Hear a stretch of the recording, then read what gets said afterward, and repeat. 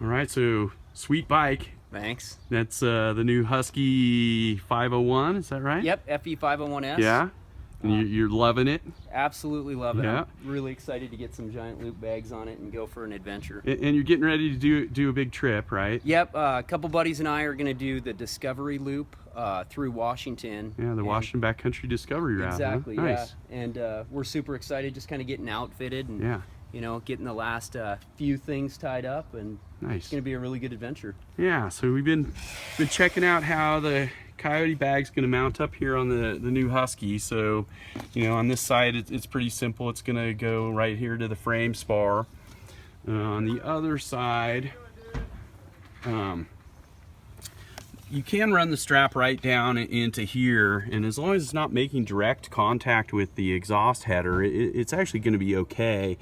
If you aren't diligent about keeping the straps nice and tight though, if you get some slack in there and touch that hot exhaust, it'll just vaporize that webbing strap.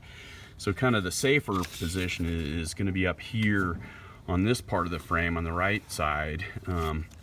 And you know, that does tend to pull the bag up and forward a little bit more, but I rode with this this anchor point mount set up on our 500 EXC for a long time, and it never really bothered me. Of course, another good option would be to put a longer bolt in here and maybe a little aluminum spacer to bring it out past this recessed area, and use one of our GL mounts, and then that's going to keep that strap completely away from the hot exhaust header. But there are a couple decent options here even without the mount.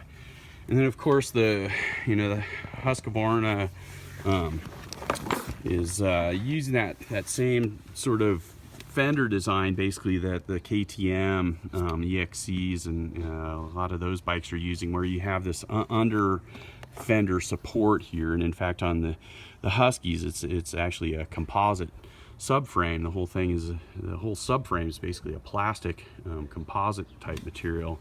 So that means that our fender hooks here on the Coyote and the MoJavi aren't going to get a good grip on the edge of the plastics. It's too thick with that double thickness plastics. So we'll use the same trick here that we have used on the EXC, where we're just basically loosening these fender bolts here, and there are 1, 2, 3, 4 of them, I believe.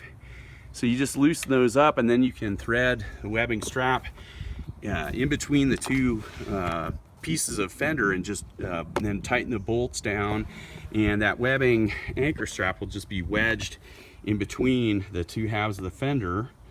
And so you use that in place of the fender hooks.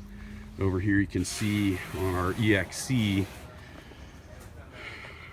I've done that, and then just using a little side release buckle when the bag is off the bike. The buckle just holds those webbing straps and keeps them from dangling into the hot exhaust when the bag isn't on the bike. So that's kind of the alternative mount option, the easy one for the new Huskies.